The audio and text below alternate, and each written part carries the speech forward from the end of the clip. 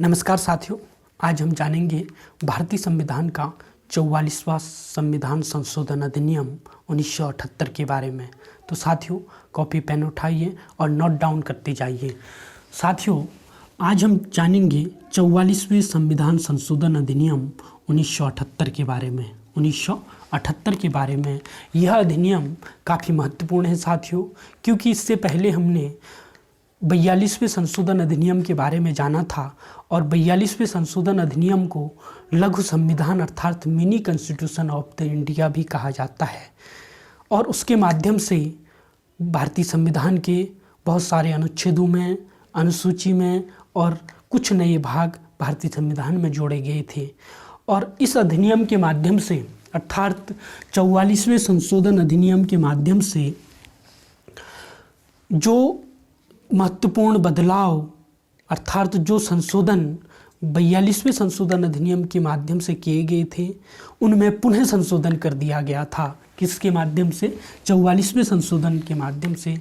तो साथियों, पहले शुरू करते हैं इस अधिनियम के माध्यम से अर्थात 44वें संशोधन अधिनियम 1978 के माध्यम से भारतीय संविधान के कौन कौन से अनुच्छेदों में महत्वपूर्ण बदलाव किया गया था, और उसके बाद जानेंगे और जो 42वें संशोधन अधिनियम के माध्यम से संविधान के अनुच्छेदों में बदलाव किया गया था या कुछ नई विधियां लागू की गई थी, उनमें पुनः पूर्ववत रखा गया था अर्थात जो 1976 में 42वें संशोधन अधिनियम के माध्यम से बदलाव किया गया था, उसको न रखकर उससे पहले जो प्रचलित विधि थी उसको ही लागू किया गया था। पहले शुरू करते हैं भारतीय संविधान के 44वें संशोधन अधिनियम। 44वें संशोधन अधिनियम के माध्यम से संविधान में क्या महत्वपूर्ण परिवर्तन किया गया था। पहला किया गया था साथियों अनुच्छेद 19 में। अनुच्छेद 19(1) का 4वां खंड जो संपत्ति के अधिकार से संबंधित था अर्थात संपत्ति का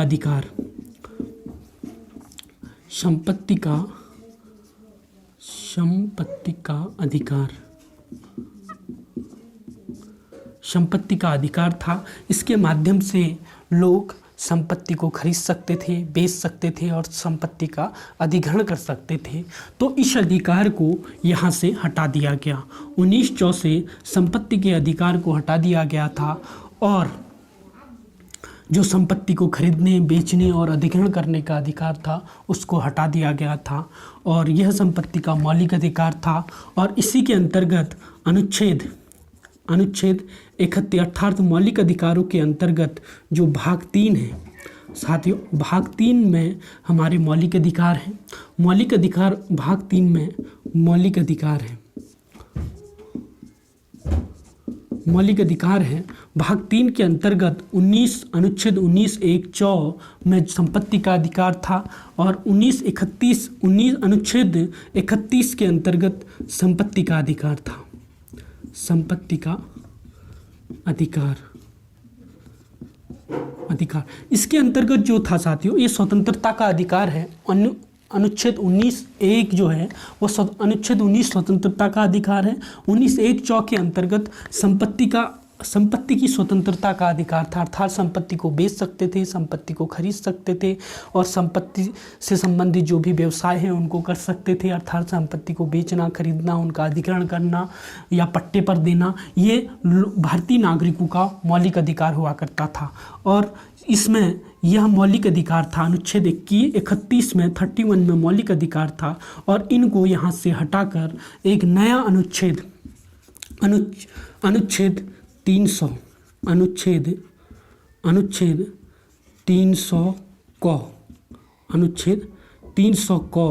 में इन्हें रख दिया गया अर्थात संपत्ति के अधिकार को अनुच्छेद 19(1)(4) से हटाकर और अनुच्छेद 31 से हटाकर अनुच्छेद 300 में रख दिया गया अर्थात 300 में संपत्ति के अधिकार को रख दिया गया। संपत्ति का अधिकार। तो साथियों, जब संपत्ति के अधिकार को अनुच्छेद 19(1)(4) से अर्थात अनुच्छेद 19(1)(4) से और अनुच्छेद 31 से संपत्ति के अधिकार जो मौलिक अधिकार हुआ करता था और उसको वहाँ से हटाकर अनुच्छेद 300 क में रख दिया गया, तब से यह मौलिक अधिकार नहीं रहा। तो साथियों, क्वेश्चन यदि पूछा जाता है कि संपत्ति का अधिकार कब से मौलिक अधिकार नहीं रहा, तो इसमें आएगा 44वां संशोधन अधिनियम 1978 के द्वारा संपत्ति का अधिकार मौलिक अधिकार नहीं रहा, अब यह सिर्फ वैधानिक अधिकार है, अर्थात विधिक अधिकार रहा। विधिक अधिकार रहा और संवैधानिक अधिकार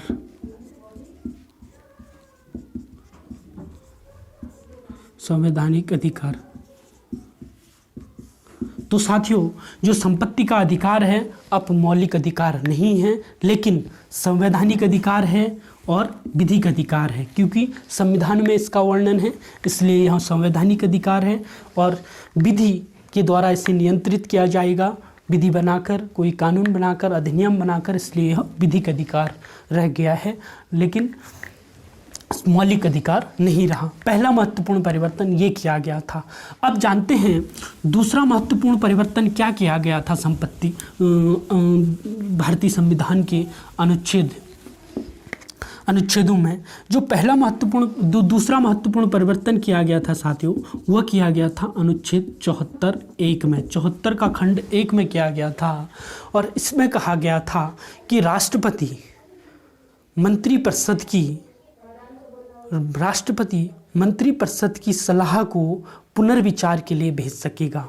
अनुच्छेद 74(1) में कहा गया, बदलाव किया गया, इसमें पहले खंड में बदलाव किया गया।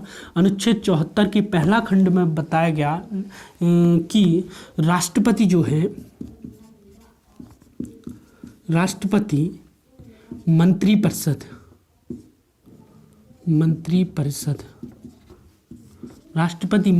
मंत्रिपरिषद की सलाह को वापस भेज सकेगा। अर्थात राष्ट्रपति अनुच्छेद 74(1) में बदलाव किया गया 44वें संशोधन अधिनियम 1978 के द्वारा कि राष्ट्रपति मंत्रिपरिषद की सलाह को वापस भेज सकेगा। कहाँ भेज सकेगा? संसद को भेजेगा और या मंत्रिपरिषद को भेजेगा, यदि इसमें फिर पुनः बाध्यता जोड़ दी गई, यदि राष्ट्रपति को मंत्रिपरिषद पुनः सलाह देगी, पुनः वापस कर देगी सलाह देकर, तो राष्ट्रपति को उसको मानना बाध्यकारी होगा। तो राष्ट्रपति मंत्रिपरिषद की सलाह को वापस भेज सकेगा, ये अनुच्छेद 74(1) के द्वारा जोड़ा गया। अब कौन सा महत्वपूर्ण परिवर्तन किया गया? अगला जो किया गया साथियों, ये दूसरा था। अब अगला तीसरा जो महत्वपूर्ण परिवर्तन किया गया था भारतीय संविधान के अनुच्छेद 352 में, कौन सा किया गया था साथियों? अनुच्छेद 352 में। अनुच्छेद 352 जो है राष्ट्रीय आपातकाल से संबंधित है। तो साथियों, अनुच्छेद 352 क्या है? राष्ट्रीय आपातकाल से संबंधित है। राष्ट्रीय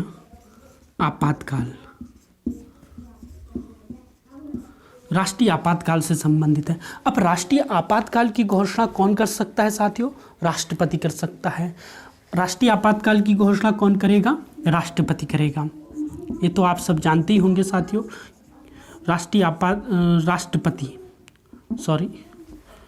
कौन करेगा साथियों? राष्ट्रपति। राष्ट्रीय आपातकाल की घोषणा राष्ट्रपति करेगा, लेकिन अनुच्छेद 352 में संशोधन 44वें संविधान संशोधन के माध्यम से ये किया गया कि जो राष्ट्रपति राष्ट्रीय आपात की घोषणा करेगा वह मंत्रिमंडल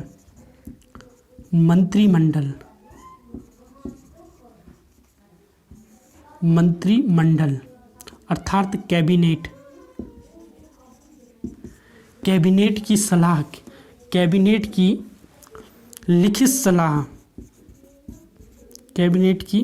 लिखित सलाह के आधार पर कौन सा करेगा साथियों? राष्ट्रपति जो करेंगे, राष्ट्रीय आपात की जो घोषणा राष्ट्रपति करेंगे वह मंत्रिमंडल की लिखित सलाह के आधार पर करेंगे। ये जो लिखित सलाह शब्द है इसको इसमें जोड़ दिया गया। किसके माध्यम से? 44वें संविधान संशोधन के माध्यम से। अब जो राष्ट्रीय आपातकाल की घोषणा हुई वो किस आधार पर की जाती है साथियों? राष्ट्रीय आपातकाल की जो घोषणा होती है वह जो पहले संविधान में था वह 3 आधार थे। पहला था युद्ध, दूसरा था बाह्य आक्रमण,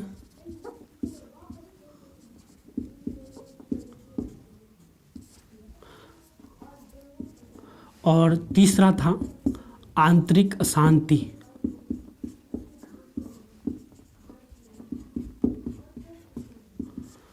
आंतरिक अशांति। अब राष्ट्रीय आपात की घोषणा कब की जा सकती है साथियों? इन 3 आधारों पर। किस किस के?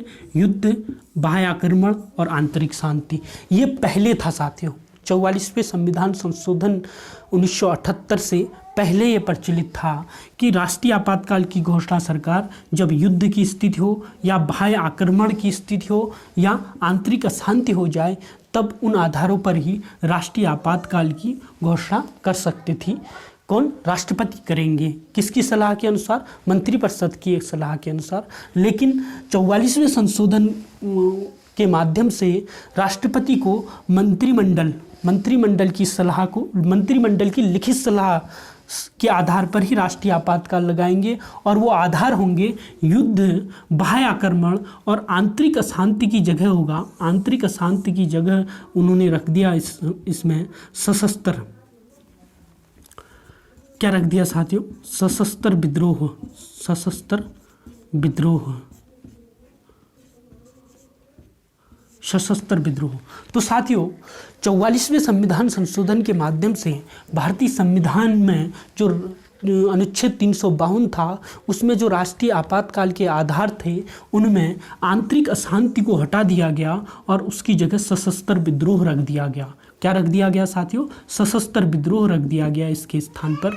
और युद्ध, बाह्य आक्रमण या सशस्त्र विद्रोह के आधार पर भी अब राष्ट्रीय आपातकाल की घोषणा की जा सकती थी। पहले जो 1975 में राष्ट्रीय आपात की घोषणा की गई थी वह आंतरिक अशांति के आधार पर की गई थी साथियों। लेकिन 44वें संविधान संशोधन के माध्यम से आंतरिक अशांति शब्द को हटा दिया गया, उसकी जगह रख दिया गया सशस्त्र विद्रोह। तो इसमें महत्वपूर्ण परिवर्तन किया गया था। तो साथियों अब जानते हैं जब राष्ट्रीय आपातकाल वाले पार्ट में इतना महत्वपूर्ण परिवर्तन किया गया था तो इससे संबंधित, क्योंकि जब राष्ट्रीय आपातकाल लागू हो जाता है देश में तो नागरिकों के कुछ मौलिक अधिकारों का भी निलंबन हो जाता है और हम इसके बारे में विस्तार से राष्ट्रीय आपातकाल वाले एपिसोड में पढ़ेंगे। लेकिन इसमें संक्षिप्त रूप से जानते हैं कि जब राष्ट्रीय आपातकाल लागू हो जाता है पूरे देश में और उसके बाद अनुच्छेद 358 और 359 भी प्रचलन में आ जाता है। 359 की घोषणा तो राष्ट्रपति द्वारा की जाती है लेकिन 358 जो अनुच्छेद है, अनुच्छेद 358 स्वयं लागू हो जाता है जैसे ही राष्ट्रपति शासन लागू होता है देश में या देश के किसी क्षेत्र में। तो अब जानते हैं कि 44वें संशोधन के माध्यम से अनुच्छेद 358 में क्या महत्वपूर्ण परिवर्तन किया गया था। देखो साथियों, अनुच्छेद 358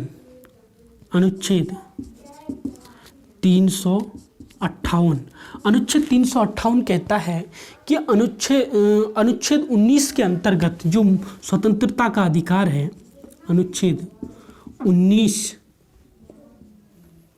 का निलंबन, अनुच्छेद 358 के माध्यम से अनुच्छेद 19 का निलंबन हो जाता है जब राष्ट्रीय आपातकाल लागू हो। जब राष्ट्रीय आपातकाल लागू हो तो इसमें 2-3 चीज़ें चेंज की गई। किसके माध्यम से? 44वें संशोधन के माध्यम से। इसमें बताया गया कि जो अनुच्छेद 19 का निलंबन तभी किया जाएगा जब युद्ध हो या बाह्य आक्रमण हो।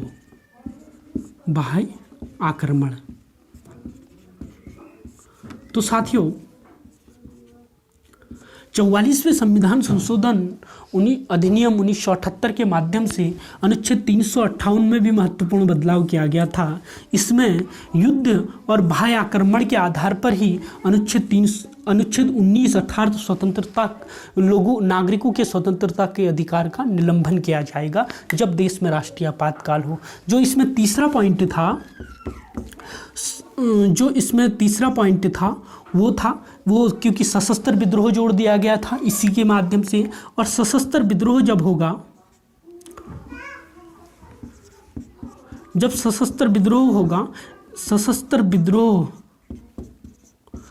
सशस्त्र विद्रोह होता है तो सशस्त्र विद्रोह होने पर अनुच्छेद 19 का निलंबन नहीं होगा। ध्यान से सुने साथियों, अनुच्छेद 44वें संविधान संशोधन के माध्यम से अनुच्छेद 358 में ये बदलाव किया गया था कि जब देश में राष्ट्रीय आपातकाल लागू हो, उसके बाद राष्ट्रीय आपातकाल लागू होने के बाद अनुच्छेद 358 के माध्यम से अनुच्छेद 19 जो स्वतंत्रता का अधिकार है उसका निलंबन हो जाता है स्वयं। साथियों, इसके लिए कोई अलग से आदेश जारी करने की आवश्यकता नहीं होती है, लेकिन उसमें लिखा गया, इसमें एक कंडीशन लिखी गई है कि जब राष्ट्रीय आपातकाल युद्ध या बाह्य आक्रमण के कारण हो तभी अनुच्छेद 19 का निलंबन हो। यदि राष्ट्रीय आपातकाल सशस्त्र विद्रोह के कारण है तो अनुच्छेद 19 का निलंबन नहीं होगा। अब जानते हैं अनुच्छेद 359 में क्या परिवर्तन किया गया था। अनुच्छेद 359 अर्थात 359 में इसमें लिखा गया है साथियों, अनुच्छेद 359 कहता है कि जब देश में राष्ट्रीय आपातकाल लागू हो तो राष्ट्रपति अलग से आदेश जारी करेंगे संविधान के भाग 3 के अंतर्गत जो मूल अधिकार है उनके निलंबन के लिए। तो इसमें एक चीज़ तो अनुच्छेद 359 के अंतर्गत राष्ट्रपति आदेश जारी करते हैं जब देश में राष्ट्रीय आपातकाल लागू हो, और तो इसके अंतर्गत 44वें संविधान संशोधन में ये महत्वपूर्ण परिवर्तन किया गया था कि अनुच्छेद 20 और अनुच्छेद 21 का निलंबन नहीं किया जाएगा। तो साथियों, अनुच्छेद 359 के अंतर्गत यदि देश में अनुच्छेद 359 के माध्यम से भारतीय संविधान में ये बताया गया है कि जब देश में राष्ट्रीय आपातकाल हो तो उसमें भाग 3 द्वारा प्रदत्त मौलिक अधिकारों का निलंबन करने के लिए राष्ट्रपति अलग से आदेश जारी करेंगे। और उसमें 44वें संविधान संशोधन के माध्यम से उस राष्ट्रपति के आदेश में ये नहीं होगा कि जब देश में राष्ट्रीय आपातकाल होगा तो अनुच्छेद 20 और अनुच्छेद 21 को छोड़कर अन्य मौलिक अधिकारों का निलंबन किया जा सकता है। अर्थात सिंपल भाषा में, अर्थात साधारण भाषा में हम समझें तो जब देश में राष्ट्रीय आपातकाल हो तो सभी मौलिक अधिकारों का निलंबन किया जा सकता है अनुच्छेद 20 और अनुच्छेद 21 को छोड़कर। अनुच्छेद 20 कहता है, अनुच्छेद 20 दोष सिद्धि के संबंध में संरक्षण प्रदान करता है। साथियों, इसके बारे में आप पढ़ चुके हैं। अनुच्छेद 20 दोष सिद्धि के संबंध में संरक्षण प्रदान करता है, अर्थात अपराधी को संरक्षण देता है जिसने अपराध कर दिया है। पहला संरक्षण अनुच्छेद 20 ये देता है कि अपराधी को तभी सजा दी जाएगी जब उसने कोई प्रवृत्ति विधि का उल्लंघन किया हो। दूसरा अपराधी को कभी स्वयं के विरुद्ध साक्षी होने के लिए दबाव नहीं बनाया जाएगा। अपराधी के ऊपर स्वयं के विरुद्ध साक्ष्य देने के लिए दबाव नहीं बनाया जाएगा और उसे कभी भी स्वयं के विरुद्ध गवाही देने के लिए बाध्य नहीं किया जाएगा। और तीसरा जो महत्वपूर्ण जो महत्वपूर्ण है तीसरा इसका अनुच्छेद 20 का जो दोष सिद्धि के संबंध में संरक्षण है, तो उसमें यह है कि व्यक्ति को जिसने अपराध किया हो उसको एक अपराध के लिए एक ही बार सजा दिया जाए, अर्थात एक अपराध के लिए एक ही बार दंड दिया जा सकता है, एक से अधिक बार नहीं। तो अनुच्छेद 20 का उल्लंघन अनुच्छेद 20 का निलंबन नहीं किया जाएगा और अनुच्छेद 21 जो प्राण एवं दैहिक स्वतंत्रता से संबंधित है इसका भी निलंबन नहीं किया जाएगा जब देश में राष्ट्रीय आपातकाल लागू हो। तो साथियों अब जानते हैं अनुच्छेद 358 और 359 के बारे में तो हमने जाना, इन दोनों में थोड़ा सा अंतर जान लेते हैं। अनुच्छेद 358 क्योंकि बाकी तो हम इस आपातकाल वाले पार्ट में पढ़ेंगे। अनुच्छेद 358 और अनुच्छेद 359 इन दोनों में थोड़ा अंतर जान लेते हैं संक्षिप्त रूप से। अनुच्छेद 358 साथियों सिर्फ अनुच्छेद 19 को निलंबन करता है। अनुच्छेद 19 अर्थात स्वतंत्रता के अधिकार का निलंबन करता है और ये भाग 3 के अंतर्गत जितने मौलिक अधिकार है सभी का निलंबन करता है। मौलिक अधिकारों का निलंबन करता है, सभी मौलिक अधिकारों का। लेकिन अनुच्छेद 20 व अनुच्छेद 21 को छोड़कर तो साथियों ये हमने जाना कुछ महत्वपूर्ण परिवर्तन जो महत्वपूर्ण अंतर जो अनुच्छेद 358 और 359 में है। बाकी इसके बारे में हम राष्ट्रीय आपातकाल वाला जो अब हम वीडियो बनाएंगे उसमें हम विस्तार से आपको बताएंगे साथियों। और दूसरा महत्वपूर्ण अंतर ये है कि जब राष्ट्रीय आपातकाल देश में लागू हो जाता है 358 उसी दिन से लागू हो जाता है, इसके लिए कोई अलग से आदेश जारी करने की आवश्यकता नहीं होती है। और इसमें जो होती है अनुच्छेद 359 में राष्ट्रपति को अलग से आदेश जारी करने की आवश्यकता होती है मौलिक अधिकारों के निलंबन के लिए। तो अब जो महत्वपूर्ण 44वें संविधान संशोधन अधिनियम के माध्यम से जो अगला महत्वपूर्ण परिवर्तन किया गया था तो साथियों वो था हमारा जो लोकसभा और विधानसभा का कार्यकाल।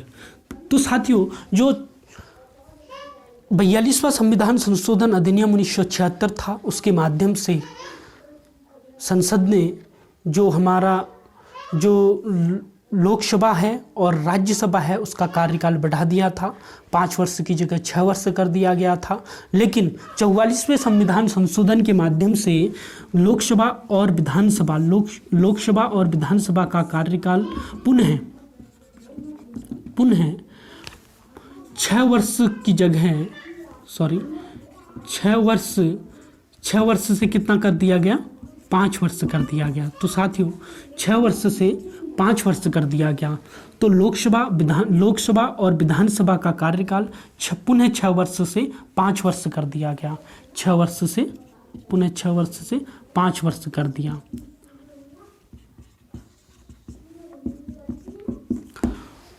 ये महत्वपूर्ण परिवर्तन किया गया था। और अगला जो महत्वपूर्ण परिवर्तन किया गया था साथियों जो 42वें संविधान संशोधन के माध्यम से हाई कोर्ट अर्थात उच्च न्यायालयों की कुछ शक्तियों की कटौती कर दी गई थी और उसको पुनः बहाल कर दिया गया था साथियों। वो हमने पिछले लेक्चर में बताया, पिछले एपिसोड में हमने बताया है कि कौन कौन सी जैसे प्रशासनिक अधिकरणों की स्थापना है या अन्य कोई अधिकरण है से जो न्यायिक अधिकरण है उनकी स्थापना से संबंधित, या न्यायालय की कुछ शक्तियों जैसे केंद्र और राज्य से संबंधित जो विवाद हैं उनका जो निपटारा करना है या उनसे संबंधित जो वाद है सिर्फ सुप्रीम कोर्ट में ही दायर किए जा सकते थे।